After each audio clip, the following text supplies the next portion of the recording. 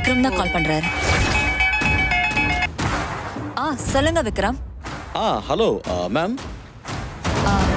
காவ்யாக்கு ரொம்ப நேரமா கால் பண்ணிட்டே இருக்கேன் விக்ரம். சுவிட்ச் ஆஃப்னே வருது. காவ்யா எங்க இருக்கான்னு ஏதாவது தகவல் தெரிஞ்சுதா?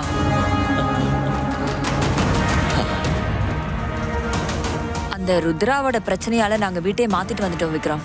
பாருங்க மேம், நீங்க வீடை மாத்திட்டீங்க, ஆனா இந்த ருத்ரா காவ்யாவோட விதியவே மாத்திட்டா மேடம்.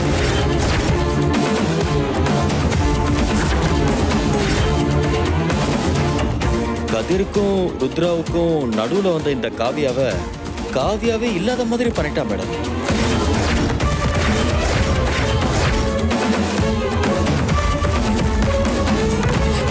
என்ன சொல்றீங்க விக்ரம்?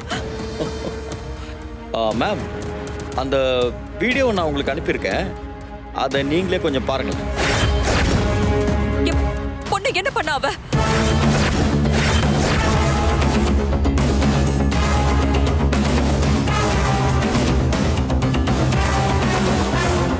மேம், அதை எப்படி மேம் நான் என் வாயால சொல்றது?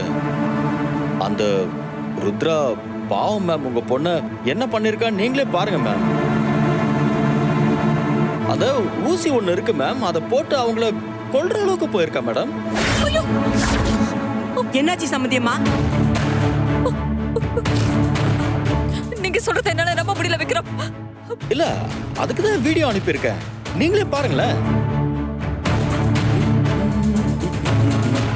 என்னாச்சு சம்பந்தியம்மா? சம்பந்தியமா விக்ரம் ஏதோ வீடியோ அனுப்பியிருக்காரு. என்னன்னு பாருங்க. பாருங்க.